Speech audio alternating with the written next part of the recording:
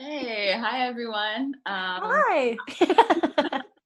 I'm Mikayla Brewer, and I am a recent graduate from Stanford University. I played basketball there for 4 years, and I am a proud ambassador of Unsinkable. I love what they do. And I'm here with Lacy Hartselle, who is an incredible actress, um, Beatles fan just like me. Yes. And and we're just here to talk a little bit about her story and kind of both of our mental health journeys. So yeah, I guess we can just start there. Do you want to tell us a little bit about your story and what brought you to Unsinkable? Sure. Yeah. Thank you, Michaela. I'm glad that we're doing this together. My name is Lacy. I am an actor and a mental health advocate, and recently, trying to become more of the activist behind it by taking whatever actions I can, which uh, I guess, fell into the place of creating a podcast called This Is Temporary.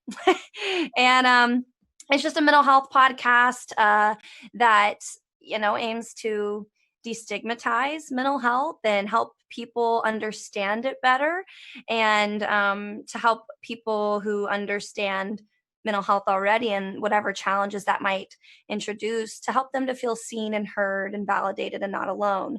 And that came from kind of a place of necessity for me because I am diagnosed bipolar 2. And before that, my whole life, I was always struggling with some type of mental health challenge. And at a younger age, it was like, oh, she has anxiety disorder or OCD. I developed trauma along the way from different things, and had ADD as well. And then finally, at the age of 21, it became very apparent with some major depressive episodes and hypomanic in my past that I was bipolar 2.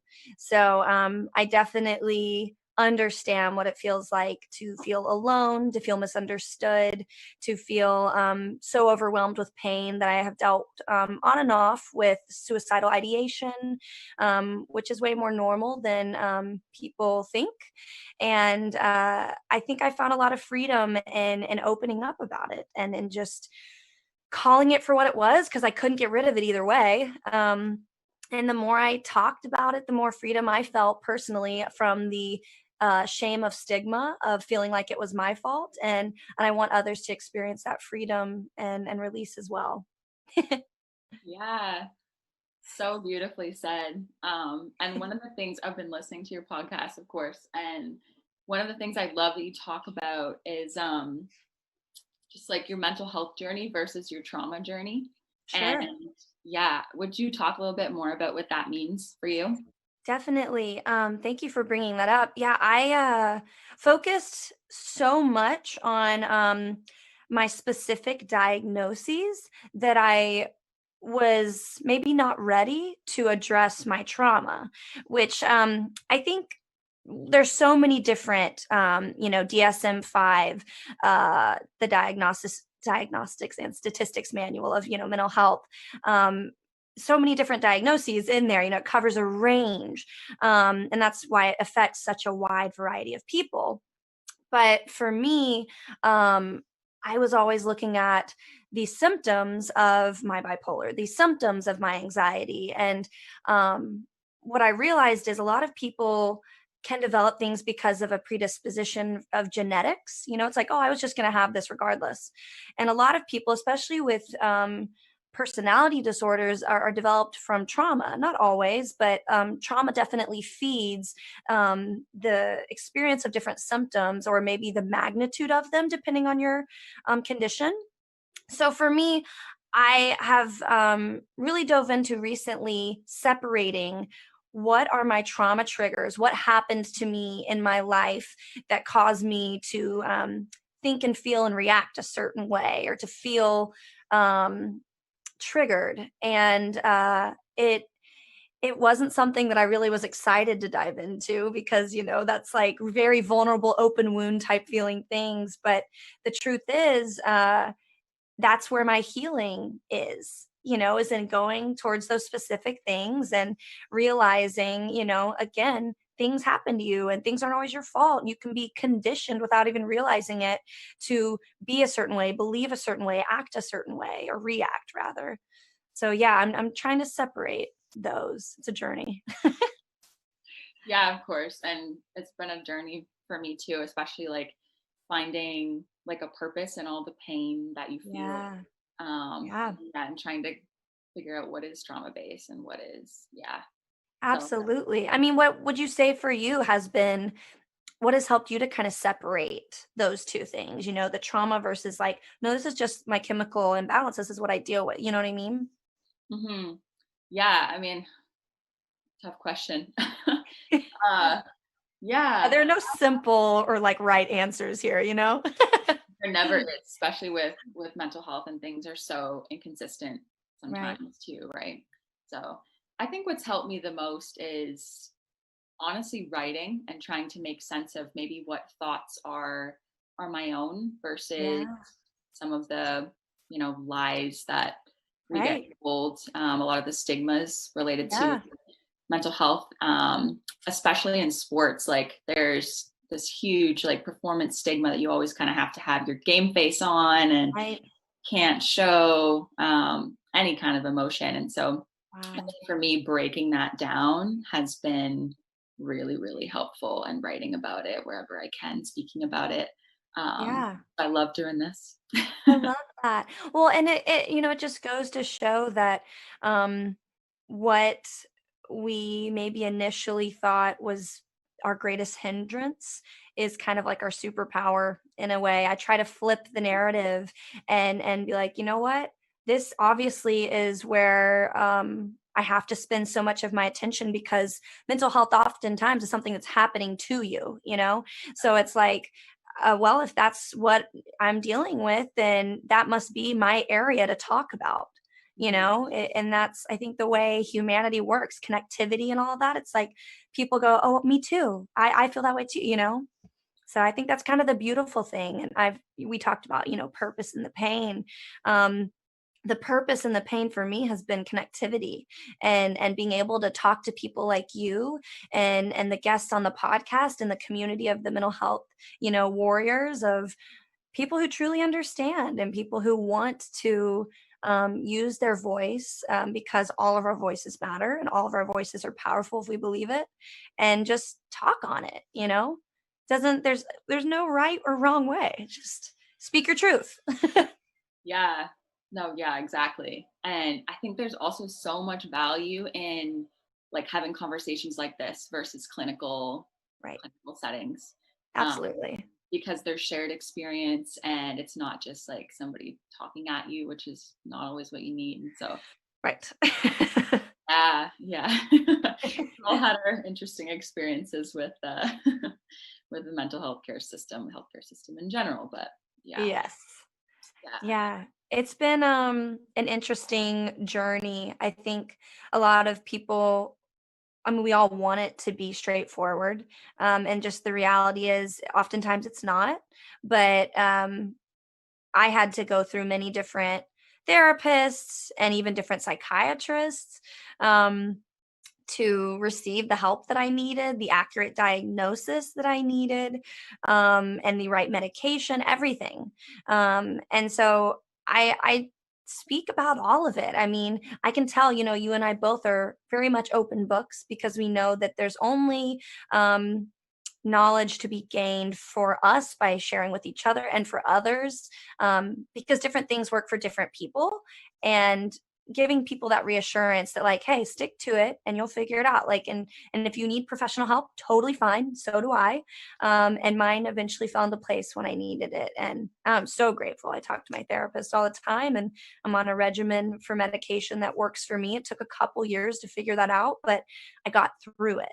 I think that's the point, is to remind people, especially younger people, that you're gonna get through it, and it's a really hard time to be under 18, because there's so much unknown right now, and you've got your whole future ahead of you. And I mean, it's really tough not having answers, but the truth is, like, in life, we're not really supposed to have all the answers. And once we find peace in that, then we give ourselves the grace and the acceptance of, like, okay, it's cool. So I'm just figuring this out day to day. But as long as I'm reminding myself I'm where I'm supposed to be and I know what I'm supposed to know, I can kind of move through each day feeling a little bit lighter about it all. Yeah. Mm. At least it's what I'm trying to work on. Yeah, me too. Like right right when your life is the most uncertain, like Yeah. especially as a kid or even like, we're in our early 20s, like it's like everything is so much more uncertain. It's like this extra layer of pressure and fear, and Yeah. it's just hard to navigate. Yeah. Absolutely. One of the questions we got, which I feel is relevant right now, I'm curious to ask you is, um, what has life been like for you during all this, especially without having your routine? Routine is so important. I know for me and for you, and especially with basketball, you had a built-in routine, and you're like we talked about, goal-oriented. So without having that, what has helped you and what has been really tough? Yeah. I mean, that's a great question. I have definitely struggled a lot with it. I've had some really, really dark days where I haven't had that routine to kind of fall back on and guide Right. me. Because a lot of times I let that guide my mood as well. Yeah. Um, Same. yep. And I get it. yeah, and basketball was like, this thing that took up so much of my life and was just Right. like such a huge part of my identity. So to not be playing right now, and to not have played in so many months, it's very weird, and it's kind of like a void. Uh, Yeah. yeah, I that's definitely been the toughest, and being away from my teammates who are, I guess, former teammates now, which is sad to say, but like just not having that support system like right there every day, is Yeah. hard. Do y'all Um, still keep up with each other on like Zoom or on like a group text or anything? We try to, yeah. Yeah. Yeah, we're super close, so I'm so grateful for that. But yeah, coping has been hard, but trying to find like artificial, I guess not artificial, but like create a routine in this kind of like void and like big mass of time that I've never known, like never Yeah. had really, and um, I don't really know what to do with. Yeah. But None of us do, honestly. Yeah. And I mean, there's a little comfort there in knowing, you're not alone. It's like we're all in this together. It's like this group like struggle yeah, of the world. But at the same time, it doesn't take away from, like you're saying, those dark days throughout the past couple of months have been dark. And I feel you on that. And I've been experiencing, which is not surprising, that during this time with so many extraneous factors playing in, people are experiencing new symptoms of hopelessness, helplessness, isolation, unpredictability of, lack of routine. We can't turn to our normal coping things like going to the gym or, like you said, playing with your teammates. So without all of that, I entered into a new version of my own bipolar that I had never experienced to this level, which was, I thought it was ultra rapid cycling, but I think the terminology might be ultradian rapid cycling, because it's like it was every other day I would switch, and it would be a really high high and then a really low low, and I would get, and I was having to take my rescue pill, which is an antipsychotic. And I'm so grateful I have it because it does reset me. But it also brings attention for me towards how out of control I feel that I've gotten. And that got scary for me. And it was so unpredictable that during the good days, I found myself more impulsive because I didn't know if I was promised a good day the next day. So I was like, I just got to go hard today. I got to go climb a mountain. I have to, it's like all over the place. But again, I got through it. I'm fine. But for many days, I wasn't. And that's okay as well. It's okay to not be okay. Um, but the point that I always like to revisit is, it's okay to let yourself sit in it. It's okay to let yourself be like, you know what, this day sucks. And I need to grieve the loss of my team, the loss of my friendships, the loss of my coping mechanisms that I used to turn to that helped. And because there's so much loss in this time period, on so many levels. And grief is real and we're all experiencing it. And I think it's something we need to acknowledge because that'll help us to yeah, know what to do and how to feel and to let ourselves feel. yeah. I think that's like one of the most important things you said, like sitting in it and being like okay and telling yourself it's okay to sit in it and to feel Right. some of these things.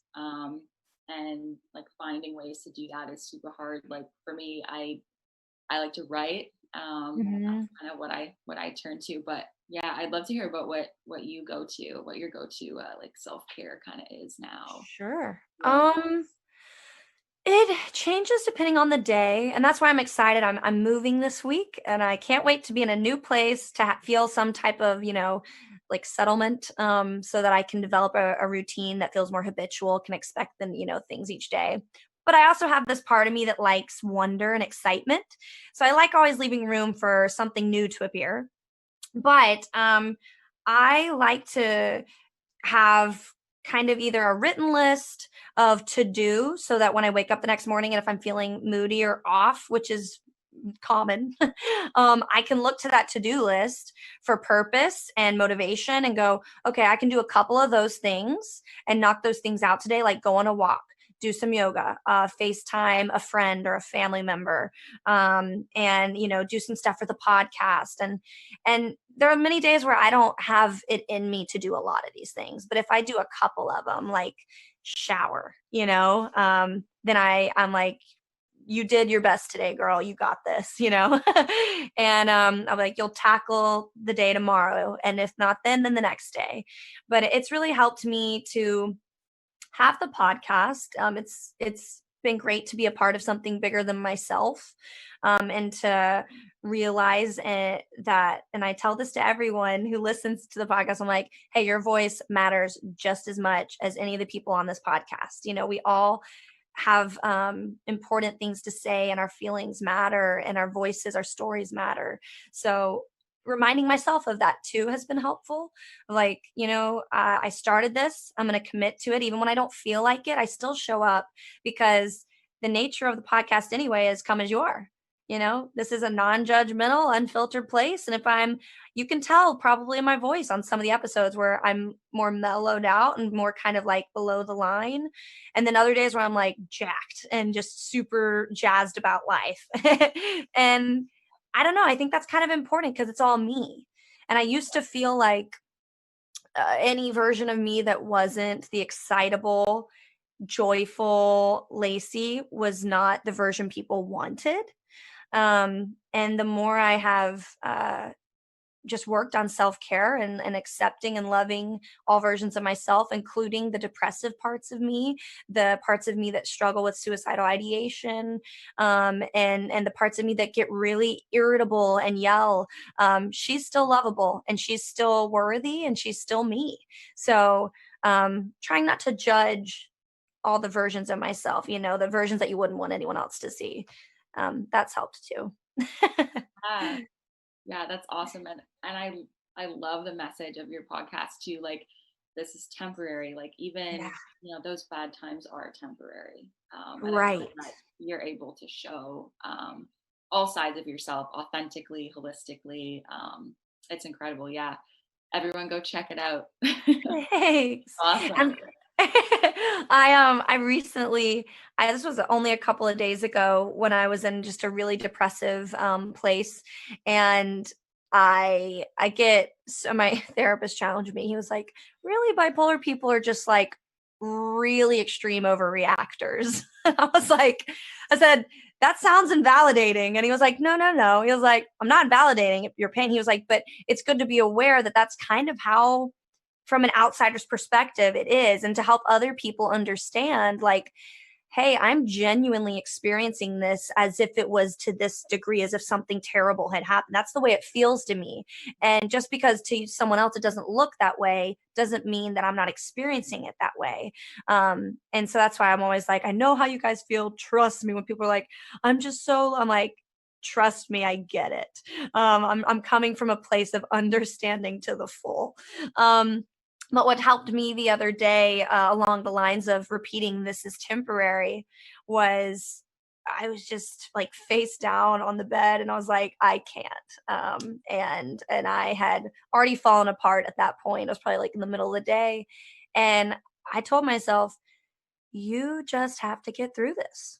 And that's, links up to this is temporary. Because this is temporary, you just got to get through it. You can get through this day. You've made it through all the days so far. So get through this one. And then tomorrow you have a chance at seeing a whole new experience. Maybe it'll be a good day. Maybe it'll be another bad day. But the point is, like, this moment is temporary and good things are to come because they always do, Yeah. Yeah. So well said. Um, yeah. And I think like one of the other interesting things too is that people assume a lot just like because on your good days, like maybe really like high functioning and you're able Mhm. to do all these things. And, that doesn't mean there aren't bad days. Right. Yeah. Yeah. And And it's tough. And I wondered this for you too, because you are an athlete who has a built-in routine and the same thing is expected of you every day. That consistency is very daunting for someone struggling with any type of mental health challenge because those days where you don't feel or you don't not only feel, but like you're not capable of bringing to the table what you are bringing to the court, what you are the other days, and you're like, I have to have grace with myself and accept my best. But it's also finding the way to communicate with other people what you deal with and how it affects you. And most of the time I'm having to educate others because most of the time people don't understand. Do you feel that was kind of similar with your experience? You had to explain, which there's no shame in that, but I'm saying like it was something that we have to take the responsibility to do because it does affect our day to day, you know? yeah, yeah, I definitely felt that at times, or like just having to validate some of the Mm, things I was feeling and the reasons why I couldn't do certain things right. um, on my bad days. And like just the inconsistency, I think is always hard for people to grapple with, and Yeah. have to explain why that's the case. I mean, there's a part of me that feels like, you know, we should just support each other, and we shouldn't have to explain necessarily, but it's needed. It's definitely Yeah. needed. Education, and I think that's something I love that you do on your Instagram. I try to do it too, like just posting anything I see about, this is kind of how it really is, um, Yeah.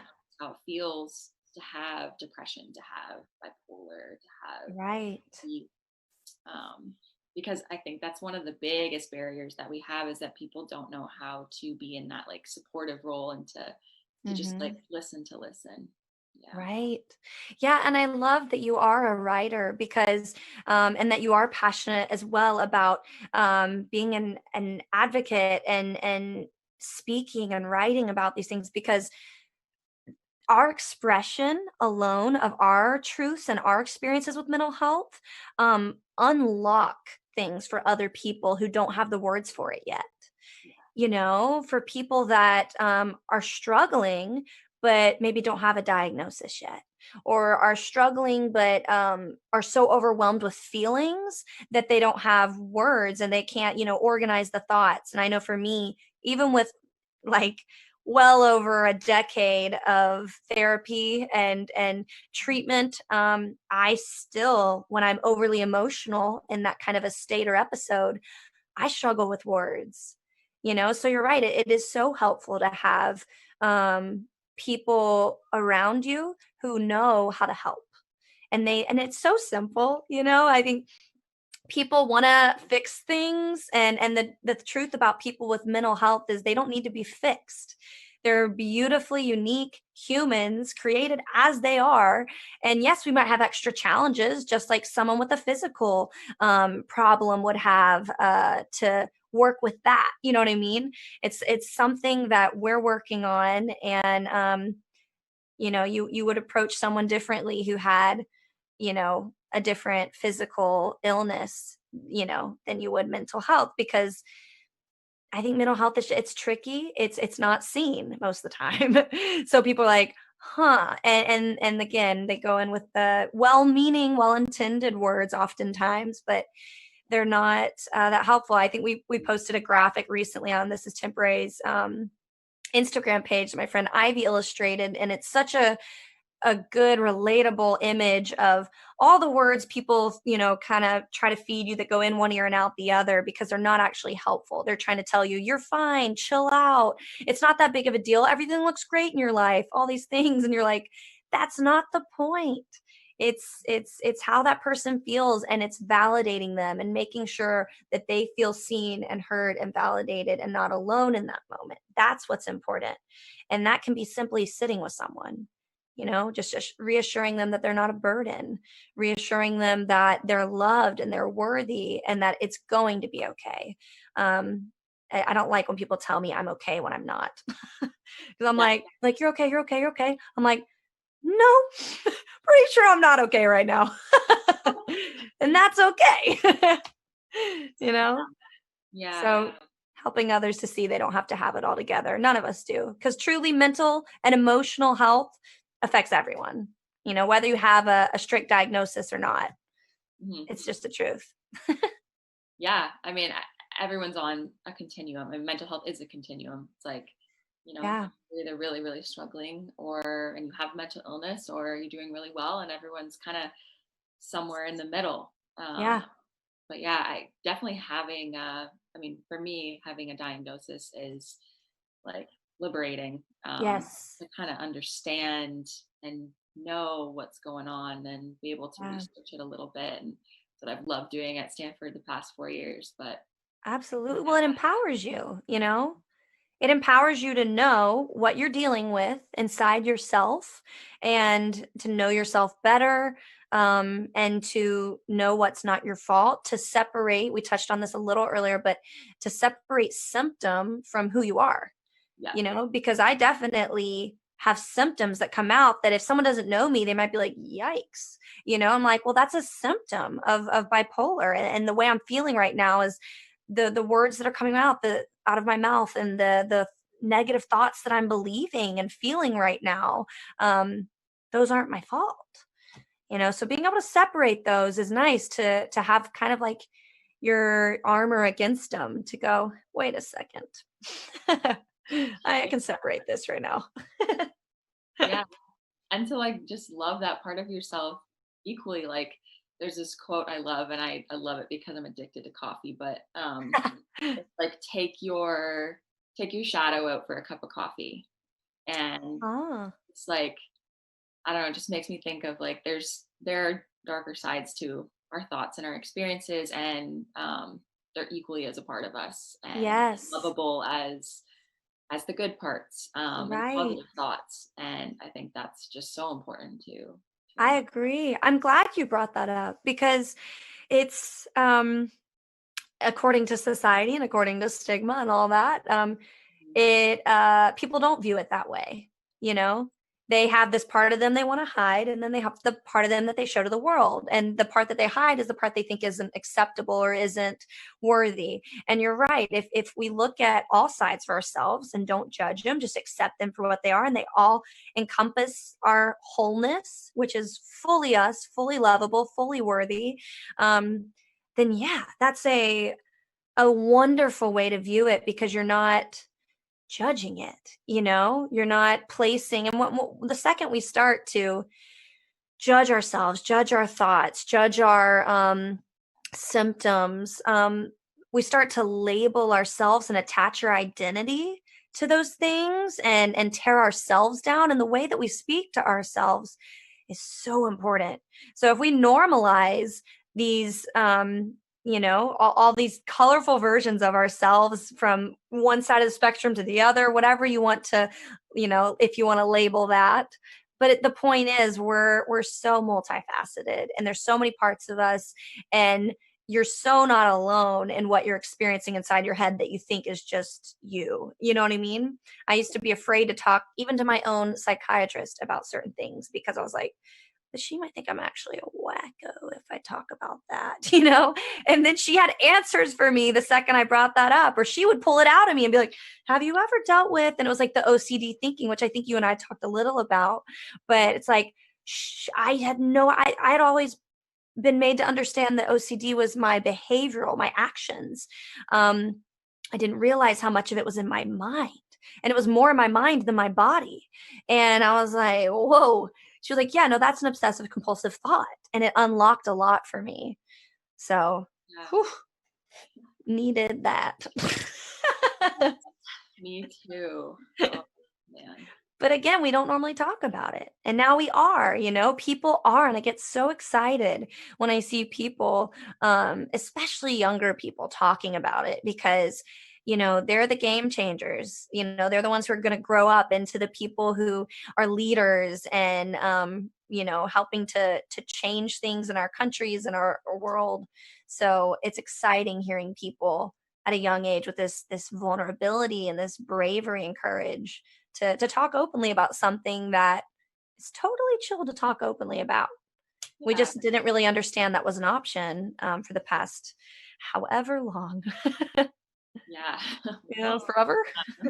Yeah, it's so encouraging seeing the young people who are just like taking this by like storm, and Yeah, it's beautiful really, and how I much agree. conversation has shifted, and um just even in the past like few years and in the past few months, like talking about it, talking about the things that we're feeling like. And I think the pandemic honestly has opened up this space to be able to talk about it as well. True. um Well, yeah. because we all are so affected. No one was not affected by this, no one's immune to a pandemic. And so knowing that what comes with that are symptoms of depression and anxiety, that helplessness and hopelessness and isolation and all that, it's something that we're all in together, whether people were currently dealing with different types of obvious mental health struggles beforehand. Now they are.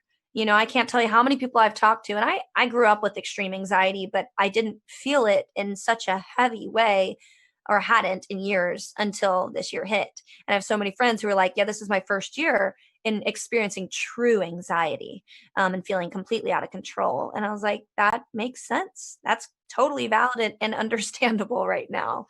So I think it's cool, as tough and challenging in so many ways as this year has been.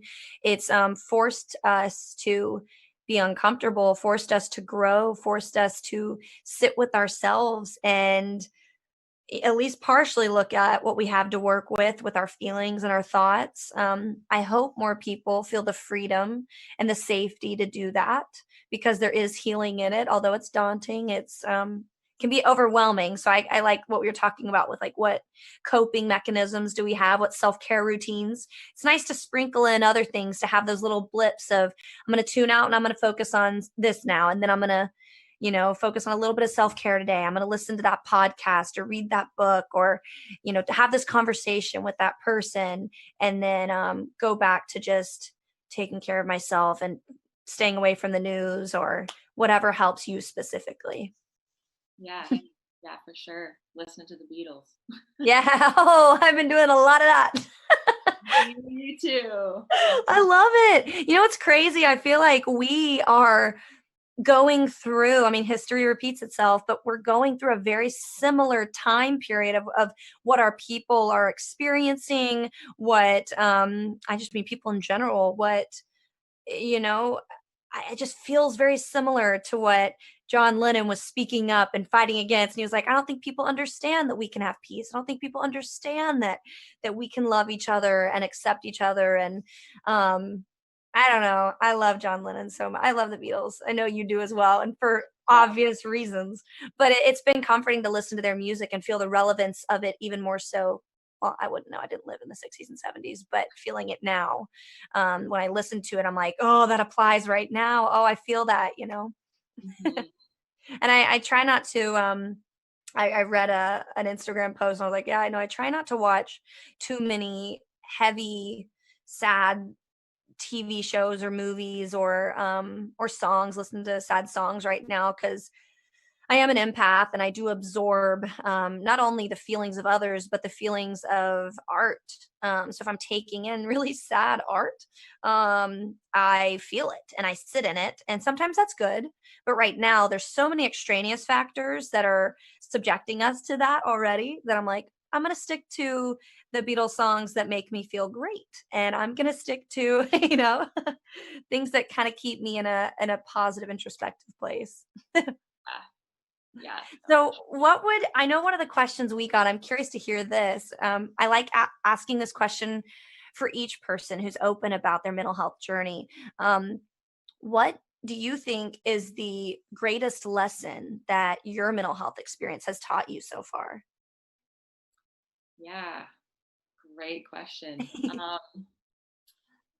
Goodness. I think the biggest thing I've learned is just to be confident in all parts of myself and to Yeah, be okay with the fact that I have some really, really terrible days.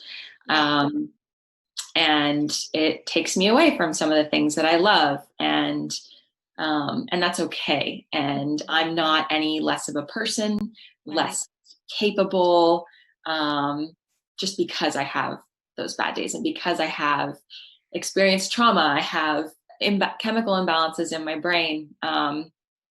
It's all part of who I am. And Yeah, I think learning that and having had people around me who have helped to reinforce that yeah, um, has been the biggest lesson. And also just letting those people support me, like being yeah, willing to like take that in, um, has also been hard, and a big learning experience. But just being confident, I think, is the biggest thing, especially too with basketball. Like um, I struggle with OCD, and so a lot of my tendencies kind of latch onto basketball and some of the things we do in practice, or even my shooting attempts and percentages, and right. kind of just being okay with the fact that that'll happen sometimes, and that Yeah, it doesn't make me any less capable, any less skilled, right. talented, anything. um it's just something that is a part of me and something I have to live with. So I yeah. love that. And you know that your openness about your experiences um help others to see like that it doesn't have to hold them back. Because it didn't hold you back and it doesn't hold you back. And you were able to play on an amazing collegiate team on such a cool high level. It's like you made it to the top. And like you said, it doesn't have to take away from who you are and what you do and what you're meant to do. I think our mental health, and I know, some people are like, well, it's still, and I'm like, I'm not invalidating the struggle. The struggle is real, guys. We all are aware of that. But the truth is, what we learn from that struggle only sharpens us, makes us more compassionate, makes us more understanding, more dimensional, more persevering and more hardworking. You know what I mean? So it's like all these character traits that we embody because of what we've been through, because of the adversity we faced, make us stronger. I mean, it's like a superhuman quality. And it's something I'm like, whenever I'm talking about bipolar, I'm like, it is what it is. It's my hand that I was dealt. There are many times where I was like, "Oh, take this away." Um, but the Yeah. truth is, we're who we're supposed to be. We're where we're supposed to be. Everything that's for you will come, and everything that's not will not happen. And that is something to find peace in, rather than to, um, I think get upset about, because ultimately the things that I thought were for me wouldn't have been good for me anyway if I had forced them to happen.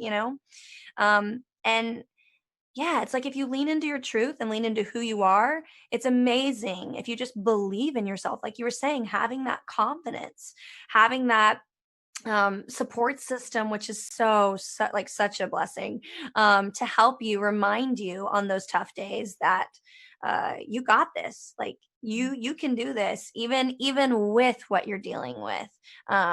You're gonna do great. And it's so empowering, once you're able to be like, wow, I did, I think I love talking, and we're all broken humans, humanity, we're broken. Like, if you think you're not broken, like, you'll learn. At some point, some will break you. But the truth is, like, we're all on the same playing field, no matter what personal challenges you have, be them overt mental health challenges or just simple human emotional mental challenges. Um, we're all struggling, we're all doing our best, and we can find peace in knowing like it's all going to be okay, and we're who we're supposed to be, and it's not like we're, like eternally flawed or whatever. Um, in a weird way, I guess. Yeah. Yeah. And we all have a voice too Yeah. to to vocalize those things, because we all are different and our journeys are all different and broken Yeah. in their own way. Yeah. So yeah. I'm curious. One of the questions we got were about anxiety and panic attacks. Do you deal with those as well on top of OCD, or do you feel like? And I feel like we talked about this a little bit before this or Yeah. video, a podcast live. Yeah. I mean, OCD is an anxiety disorder, so it's kind of a weird type of anxiety, Right. because it's so much, like you said, in your thoughts, and like Yes. internally, it doesn't necessarily manifest itself physically. So it's kind of just like this constant fear of uncertainty, which is tough, Yeah. especially like playing sports. I'm curious to know what it's like acting too, because like you're taking on like a different like persona, really, like, Yeah. yeah, how kind of anxiety or OCD tendencies like manifest in that way. It's interesting. And this is why the only thing in my life that I have not doubted is that I am meant to be an actor and a storyteller. It's funny. I have been so insecure about so many things, but this is the one thing. And I think because of my bipolar disorder and because of my natural empathic ways, I always have been able to feel what people are feeling. So when I read a script, I feel what that person's feeling just from reading it. So when I dive into a character role and transforming into someone else, it those things work together for me. It's actually, I mean, there were times in my life growing up when I was younger, like in like college theater, I might try more of the like escapism, which isn't as healthy. I think certain forms of escapism, like if you're like, I'm just going to escape and watch this funny show today, like that's fine because it's, within a boundary. Like I just need to escape my mind today. And it's like, I'm going to watch this and it's good. But Mhm. mine became a little bit more of like, I didn't like who I was and I didn't love myself, but I could fall in love with the characters that I played, and I could find I don't know, ways of justifying anything that character was feeling or thinking, and it was just fun being someone else. But it's funny that actually acting eventually unlocked kind of my way of loving myself, because I think the further you go, even though there's so many different techniques and styles for acting, um, I learned like truly it's what I have to bring to this character, and I feel so many things, and that's what makes me able to experience so much with whatever role I'm asked to step into, because my bipolar just lends a hand to that. But yeah, it definitely helped me to say, well, Lace, if you don't judge any of the characters you play, no matter if they're like the villain or the good person, you don't judge them. You just step in and you just justify and see from their perspective. So why can't you do that for you? I was like, okay, I guess I can. And so it kind of unlocked my own start to self love and self healing. And I think that's very important in your mental health journey, no matter where you are, that, I don't know, acknowledging and affirming that you love yourself and that you're worthy of love and that you are enough, and that, you're who you're supposed to be. I think that's the most important part. you know? It's like everyone needs to hear that because it's true. And you have to believe it because it's true. Yeah. No, yeah, for sure. And that would be such a beautiful note to end on. Yeah. I think we still have a few more questions that people sent in, Yes. that we should touch on. Yeah. Um, let's see. One of the ones I thought was kind of interesting was, how did you handle like speaking to your parents? when you were a teenager or even younger about how you were feeling and what was going on? It's interesting. It's such a blurry, a lot of my, and I think it's because of my traumas, growing up, a lot of my, below 18, like, experiences are kind of blurry. Um, but I remember being very symptomatic, always. And so whether that was throwing up because I had so much anxiety, and causing a scene is what my parents might call it. It was kind of one of those things where I was like, oh, she's our child that we need to get, professional help for. So I definitely saw some counselors growing up off and on, and there was some dysfunction in my household dysfunction in my household. And I think my parents were aware enough slightly to know that I needed to talk to someone else. So I had my moments, even at the ages of like 12, 13, 14, of talking to professionals, but it still always felt kind of slanted, in a way of like, hey, she needs this, versus like me taking the ownership at that age of being able to say, hey, this is what I'm experiencing. And I'm not exactly sure why that is. But it's been a learning curve for me. It's just, I mean, I was always making my voice heard. I yelled a lot because there was so much yelling in my house.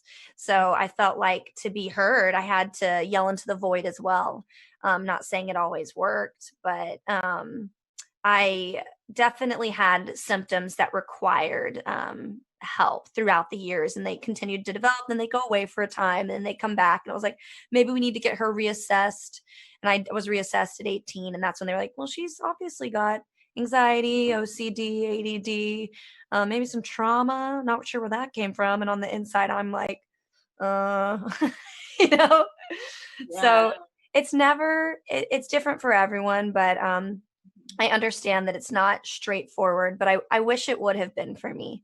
I wish I had had the words then to be more direct and to say, I feel this way and it's not good and I need help, like, Yeah. and I wish it would have been more validated. So I think to parents, validate your kids' feelings, regardless of what you see on the outside. You could say you've got a perfect life on the outside. Why are you unhappy? Um, that's not helping, saying stuff like that. Just validate. If you see that someone is in pain, don't tell them they're a hypochondriac. That was what I was told. And it perpetuated the shame that I still deal with today. So, yeah. Yeah.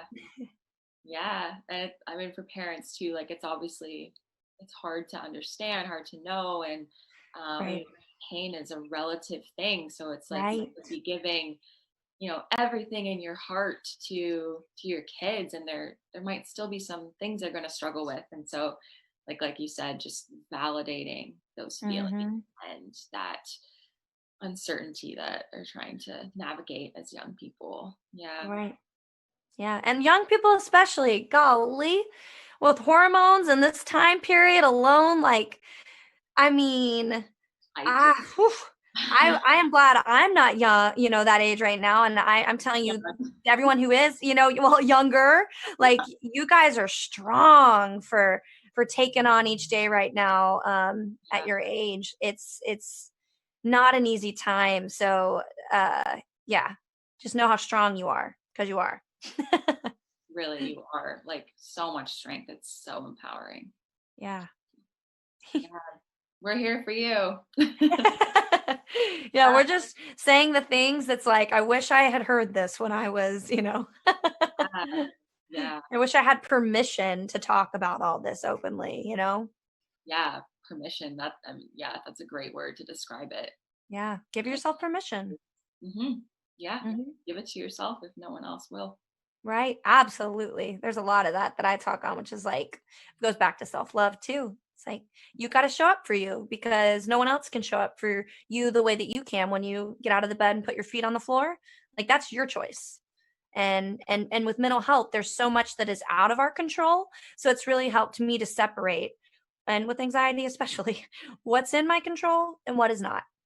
especially with bipolar, with the mood swing disorder, separating what's in my control versus what is not, has helped me to take a load off of myself of pressure, feeling like, well, but this and that. I'm like, but are any of those things actually within my control?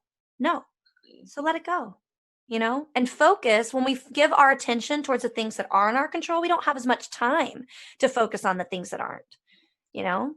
Mhm. So focus on the words you tell yourself, and what you believe about yourself, and the actions that you take to help yourself, because that's the real power of taking care of yourself, which we all can do.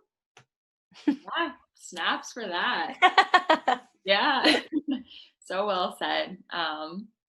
Yeah, I don't know if there's any other questions we wanted to get to, but Oh, here's one. I'm curious for you. Okay, what brings you joy? It says, what advice would you have for people who have lost themselves in their mental illness or life circumstances? ooh, such a good question. Honestly, I mean, I would say just be patient with Mm, yourself, which is easier said than done. right. Um, be patient. Things take time. Healing takes time. And it takes trust too, like trusting that there are people who care about you Right. and there are people that want to support you. Maybe they don't know how. Um, and that's a difficult thing from both sides, but patience, and love yourself as best as you can. Like we said, like all parts of yourself, the good days, the bad days, everything in between. Right. um, and hold on to hope. Like I think it's really beautiful when someone can simultaneously kind of hold this like pain and uncertainty and fear, um, and hope, and hold all of those at the same time and be like, okay, this is such like terrifying waters to be in, um, but you can navigate it. Yeah, you're So, right. And I think to add to that, like, I used to get so overwhelmed because I am a very joyful person by default.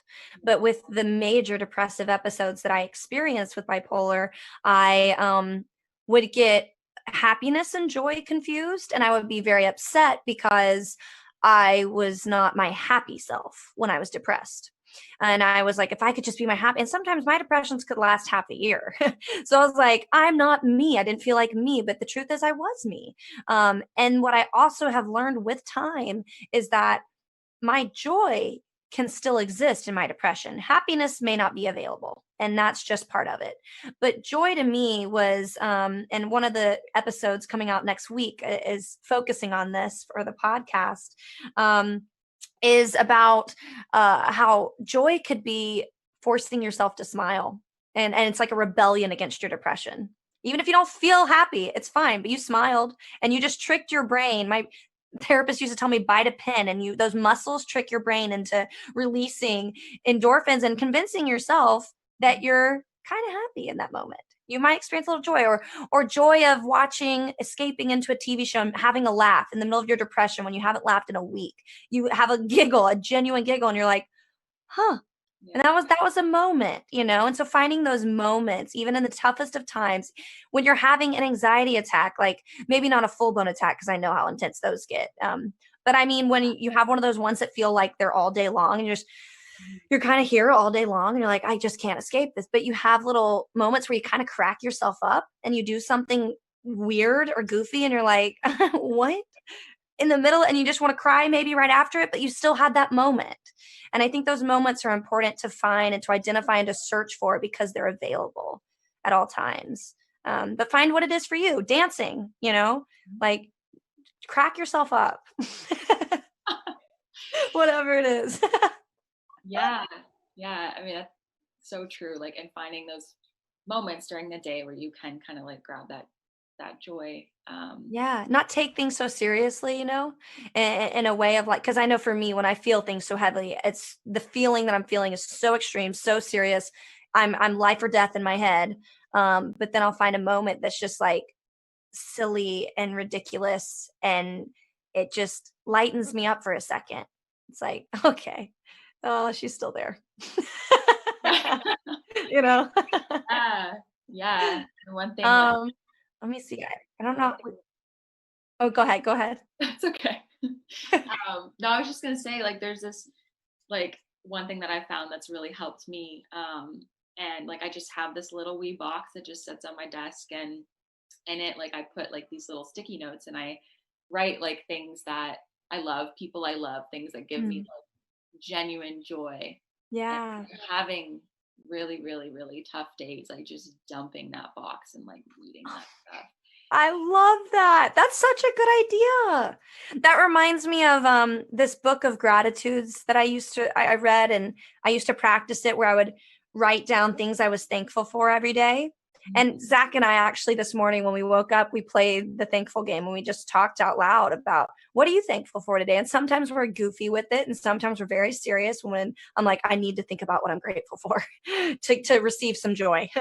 But I love that of having a box it's tangible. It's right there. And if you need to like put them all out there and look at them, like this is what I have, because we can forget that when we're overwhelmed with our feelings or symptoms of what we deal with that make us feel like we all of a sudden forget all the good stuff, you know? Yeah, no, exactly. Yeah. Awesome. There was one more question. I think we have a couple more minutes that says, how do you address the mental health stigma in your everyday lives? Hmm. That one's, I mean, we're both doing a good job of this. I'll Yeah, pat do. us both on the back for this. Yeah, I honestly just like coming for it, like, and Yeah. trying to speak about it as much as Yes. I can. Like that, just the fact that we're here talking about it right now is just defying the stigma and what's left of Right. it. And I think it's gotten so much better over time, Yeah. and especially in our generation, like Yeah. talking about it and being willing to talk about your story. Yeah, and knowing too, this was huge for me, knowing that you don't have to be full circle to show up to talk about your story. You can be in the middle of, and I don't know who's not somewhat in the middle of the struggle right now, but you know, you're always able to you're always presentable, like all you have to do is tell yourself like, I accept this version of me, so here's what I have to work with, and show up as you are. You'll be amazed at the people who relate to you, and how not alone you are in that. But yeah, you don't have to have it all figured out. You don't have to have all the answers, we never will. But to just show up and speak your truth and be who you are, knowing that that's enough to just show up. That was a huge thing I learned in college, was to just show up. It doesn't mean that you have to, because you mentioned being a perfectionist, and I've struggled with that as well, and feeling like get scared that I couldn't even go to a class if I didn't feel ready, and I get so much anxiety about it. Mhm. I was like, you know what? Showing up is half the battle. So if I Yeah, just show up, I trust myself that I'll figure it out. And the days that I do figure it out. And you know what? The tough times I've been through, the anxiety attacks in public and things I've experienced in public, I've gotten through. And you can too. And everyone, they can. We're equipped. And yeah, we'll learn from it. yeah. So do you have a closing statement? I'm afraid we're probably about to wrap Oh, up. I don't know if it's like a timed thing. no idea. Yeah, we got talking. I don't think so. I mean, it was so great talking with you. And I love everything you're doing, everything you're advocating for. Um, Likewise. yeah, thank you. Yeah, Um, I'll reach out to everyone, or for This Is Temporary. We have an Instagram account, This Is Temporary Podcast, a website that's the same. You can find us on Spotify and Apple Podcasts. If that's your jam, we also have our videos of the podcast on YouTube if you're a visual person. But if that's something you're interested in, it's just a casual space to talk about mental health in a way that's, totally cool and non-judgmental. So if that sounds cool, y'all check it out. Definitely check it out. And Amazing. everything that Unsinkable Youth is doing too, and Unsinkable. Yes, yes, amazing stuff. You guys are incredible. Whoever's Yeah. watching, we're so proud of you.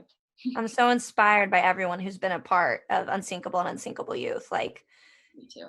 and that's how we got connected. So it's so cool, and I'm so glad people are working as a community everywhere across the globe to end the stigma and help others feel not alone. All right. So thanks for talking with me, Mikayla. Of course. Thank you for being here and for being so open and candid and for doing everything you're doing. This was awesome. Likewise, yes. Thanks. Right. Goodbye, everybody. Bye everyone.